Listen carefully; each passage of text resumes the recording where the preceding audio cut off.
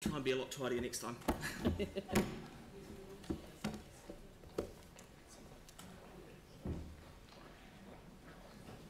Right. Te Pātaka o Rākaihautū Banks Peninsula Community Board report to Council. Thank you, Pam. Look, I'm going to take an opportunity too. This is just an observation in the lift this morning. I walked up with David Adamson and he said to me, I see in Cooptown we had 100 mils of rain. Now I'm absolutely delighted that someone from the council is actually watching us what is happening on Banks Peninsula. Some of us had 145 millimetres and no, so it ranged from 30 to sort of 145 and maybe even more. So it's good to know that someone is actually watching us on Banks Peninsula and what's happening to our weather. So yeah, that's good. I need this close. Yes. Yes. Right. So this morning I'm going to be talking about Urumā Reserve Development Plan, cemeteries update, Birdlings Flat firefighting requirements, flood protection bylaw, and state highways 74 and 75. So the first one is the Urumā Reserve. Now that's not coming up. Won't move.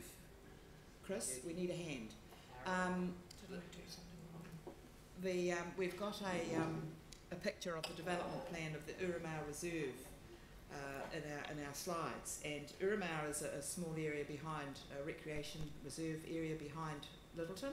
I have talked about it before, but this last month, of which we only had one meeting last month, so that's why our report's pretty short this time, we made a decision. The board made the decision. We had been working with the community. We had a workshop to work with those to find a solution, a way through, but we were unable to find a clear solution. So the board ultimately decided to make the decision.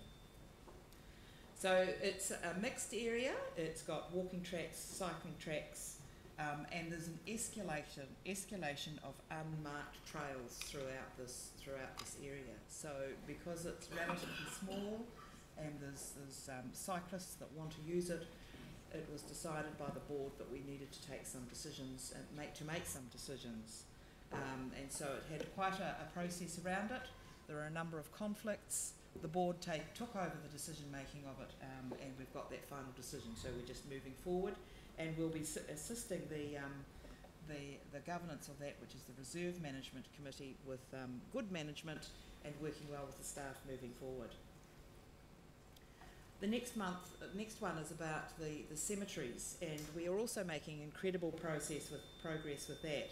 And you'll see in our notes there where we had deputations from our community who at the moment are very passionate about cemeteries, not only because the cemeteries bylaw handbook is under review, but because they are passionate about their cemeteries, and some of the older ones, the ones in Nakarawa, for example, which are very important to our community. So we are looking at removing some of the large pines that are in the area, that they feel as though they're are not respecting the bodies as well. The tree has more respect than what the bodies have in the cemetery, so we're looking at a way forward of resolving that, and we'll be working with that particular group. Now, how does that go up a bit? A little bit, yeah. So we're working well with the staff and with the community. So we're looking for good outcomes for that. Right, the next one. Birdlings Flat firefighting requirements. Now this is an unusual issue. There are under the FENS, the rural and the urban firefighters have been brought together, and there are some rules in the for firefighting in rural communities when a restricted water supplier have to comply with firefighting issues, and so in this Birdlings Flat community, those small properties on very small sections need to have a 27,000 litre water tank on their properties, each property at this stage. So what we're looking as a board is looking for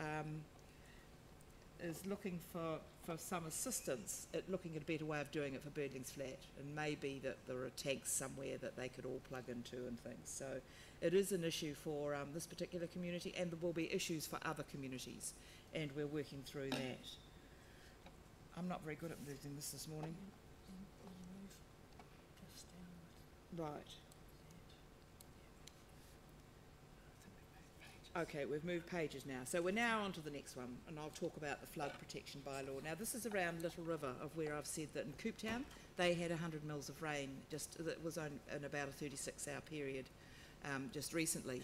But this flood protection bylaw, we're off to Environment Canterbury with a submission, and we're supporting what is already what the community have already done. Now, this goes back to 2014, where there were some quite major floods in Little River. The community was concerned. We had public meetings. We got a group together, a flood working party, and we went to Environment Canterbury with what we knew, with what we wanted, and we now have a flood rating district in that catchment. It's in the whole catchment of Wairera. That's the Little River catchment, and they all pay the same amount of funding. And we were just supporting that. So this is the sort of flood catchment plan that because it's around a river, and in Rural Banks Peninsula, Environment Canterbury, we're under the jurisdiction of Environment Canterbury, not the City Council, as we know. And so we had to work through a process to get it. So it's quite a process to get a river rating district around this area, but it was achieved. And we may have to look at other areas across Banks Peninsula down the track. Not an easy process to get the community to agree to pay for their own rating district. So we're just supporting that in the process. And we've got submissions all on the same day as we've got our other Freedom Camping ones on the 17th of August. So the last one that I'm highlighting here, and I have had an opportunity this morning, thank you team, to be able to join one of the state highways or join with a meeting that I'll be able to observe and perhaps bring to the table some of our Banks Peninsula issues around State Highway 74 and State Highway 75. So we have got a number of issues around the State Highway, and there's also some in Littleton and there's some in Akaroa, and we want to know what we have some problems with the crossing in Littleton that doesn't seem to be working appropriately. As it's suggested it should be, is that when somebody walks up to the crossing it will change lights and things. It doesn't seem to be working as it should be. So, and we have a whole list of things, so we will be going to the council, asking the State Highways group to come and talk to us and resolve a few of these issues that we have got. So you'll see there in 8.3, prior to the commencement, an assessment of how the pedestrian crossing on Norwich Quay is operating. Now, it's not operating right. Andrew can probably explain why it's not operating appropriately, but it's all about the lights don't seem to be working, don't seem to be synchronising for crossing that particular road. So there's just a few little snippets of what's come out of our minutes. Thank you very much. I presume that you would like to move it. Yes, please. And someone, Sarah, would like to second it. So are there any questions for Pam? Yep. Thank you for the report. It was really interesting to look at your Strengthening Communities funding. Yes. One name that I didn't see on there that I expected to see on there was the O'Kane's Bay Museum. So I just wondered if they applied or why they're not funded through the community board. Well, it hasn't. They have made some. This is not the right fund. I don't think that it goes through, does it? I can't actually answer that, Yanni. But there is some special work that is being done with the O'Kane's Bay community around the reserve and the museum at the moment. But no, this was. I think they might have missed the timeline for their funding. Andrew, can you remember what happened around that?